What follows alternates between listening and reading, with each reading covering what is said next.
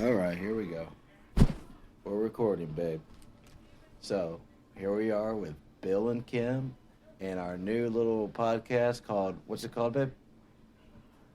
The Little Details. The Little Details. So, we're basically going to be doing this to record our voices for our kids, but also take time to talk about things that interest us. Local news, entertainment, family issues, whatever we want to talk about. And we may even get the kids involved in the future. That's our little Gracie in the background now. Gracie. Gracie. Yep, that's our little Gracie. She is 22 months. Mm-hmm. Will's asleep. He's 4 years old. We got Brinley that turns 9 in March, and Peyton turns 14 years old in June. And lately we've been dealing with Will having a little bit of issues at school the last couple weeks and trying to figure out how to navigate that situation. Right? Mm-hmm. It's been more like a few months, but yeah, we've been kind of having a hard time. Finally got Brinley somewhat on the straight and narrow, at school at least. Yeah, she's been doing better. Dealt with a bully situation with Peyton at school, with a little girl wanting to beat her up because her boyfriend thought she was pretty.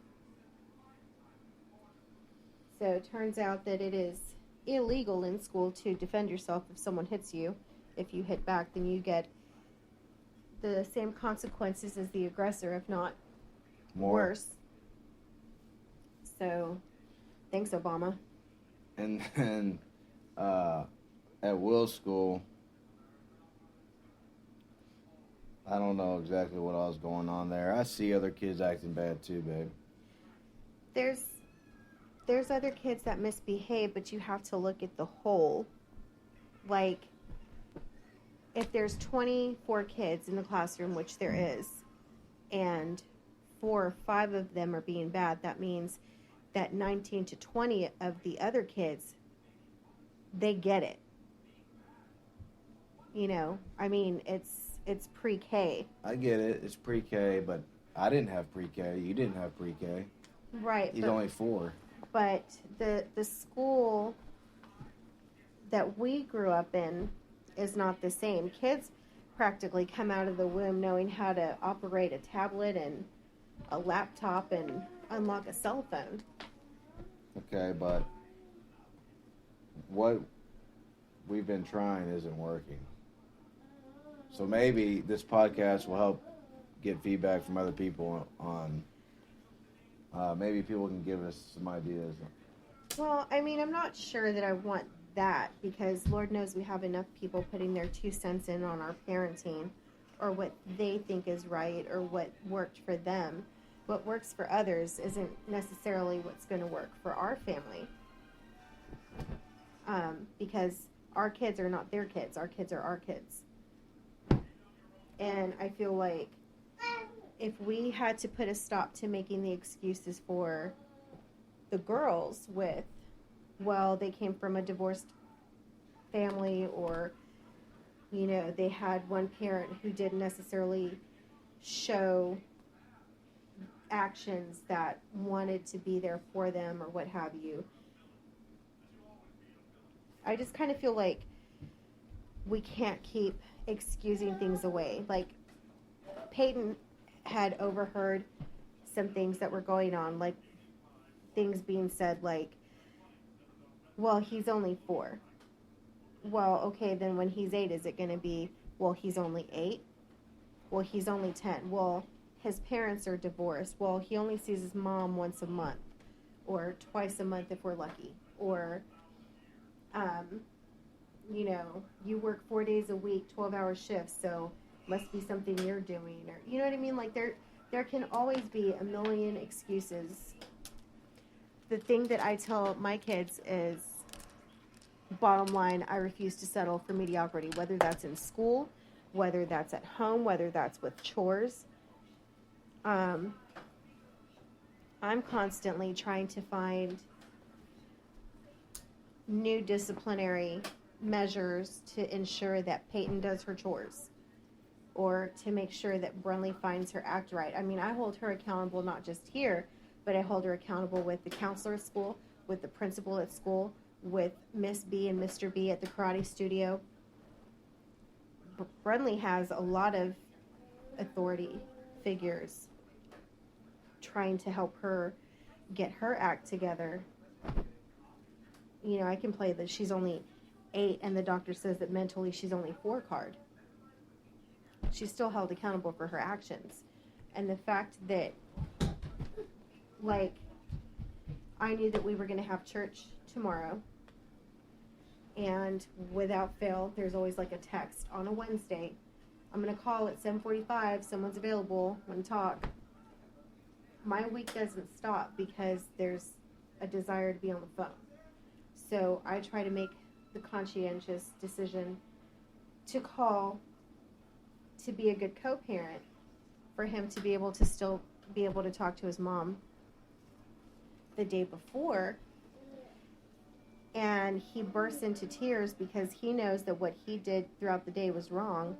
So don't tell me that he can't remember, or he can't be expected to be disciplined for what he did 10 hours ago because he doesn't understand it. He doesn't remember. Well, if he doesn't understand or remember, then why is he reflective and upset? I get that. I get all that. But let's say no one has a perfect day. Right. Let's just get that out of the way, right? Mm-hmm. So let's say he had a bad moment and then he was good the rest of the day. You're saying that he should still be punished? I'm saying that if... And the negative, I'll call the negative? I'm saying that if the bad that was displayed earlier in the day is bad enough, then yes, that it should be disciplined. It shouldn't go unpunished, because then it becomes a matter of how far over the line can I go to where it'll be okay. You know what I mean? Like, it shouldn't be something that shouldn't be addressed. If you're going over there during the day to do a pop-up visit to make sure that he's doing what he's supposed to be doing, and you tell him to get his act together, and then he still actively chooses to not get his stuff together, you're telling me that that doesn't merit repercussions? Because at that point, then it's defiance. Yeah. Now, I reward him. You know, I went and I got him his chocolate milk, and I went and got him a cookie and everything, and was like, got you dessert, buddy. Got you something sweet.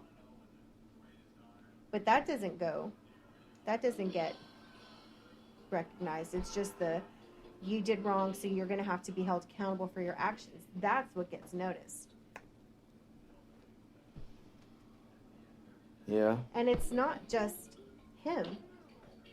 Brenly, I mean, look. Brenly was at karate today, and at the end of the day, it was time for dodgeball, and they said, hey, everybody line up for dodgeball. Nobody lined up, and she goes, come on, everybody, it's dodgeball. So her sensei thinks that she's becoming the parent or the adult in the room for telling everybody, hey, come on, let's line up. So she gets taken outside and has to do push-ups, knuckle push-ups on the concrete. Mm-hmm. Okay, she's only 4 years older than him, and she's a girl. Now, I'm not raising my girls to be this I am woman, hear me roar, feminist type. So for me, the fact that my 8-year-old little girl has scabs on her knuckles. It upsets me. It upsets me that she has that. But I have to trust that the adults in her life are doing what's best for her to ensure that she doesn't grow up to be a little hoodlum. Yeah. And I think that some people have to stop coddling things and making excuses. Guess what? 90% of the kids in this country come from divorced parents. What were you supposed to do? Stay in a marriage that you weren't happy in? Was I supposed to stay in a marriage I wasn't happy in? No. The girls have the same situation as well, if not worse, because their dad beat the ever-loving crap out of me a lot. And they saw that. And they had to come and stay with me at a battered women's shelter because the only way for us to get out was with the clothes on our backs. What do you have in local news? But that's not getting too stiff for you? No. I'm just saying, like, if we want to compare sob stories to make excuses for bad behavior, we can do that. I've got all night. I'm not saying that he needs to... I'm not isolating him is my point. Each of the girls has their own disciplinary actions. Even Gracie, when she gets jealous and she gets mad and she goes and she hits Olivia, she gets put in the corner. She doesn't stay there. She's got her own issues. But she gets put back or she gets put in the high chair until she knows, or she gets popped on the hand. So, I mean, it goes all the way from the 13, almost 14-year-old down to the 21-month-old, 22-month-old. I absolutely refuse to raise children that are going to be behind bars or that are going to be disrespectful to elders or feel like they can mistreat. You know, Will is in a very rare situation. He is the only boy in a house full of girls. So the pressure is going to be on because he has to respect women. He has to know, I'm not raising just a son, I'm raising somebody's husband. I'm raising somebody's father. So he's got to learn how to treat adults and how to treat women.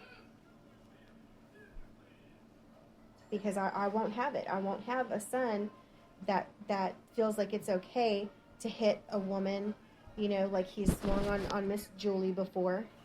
You know, I know he swung on Miss Kiera, who mysteriously just had to leave her job. You know, I want what's best for him and his future. All right, that's it for this time. We'll see you next time.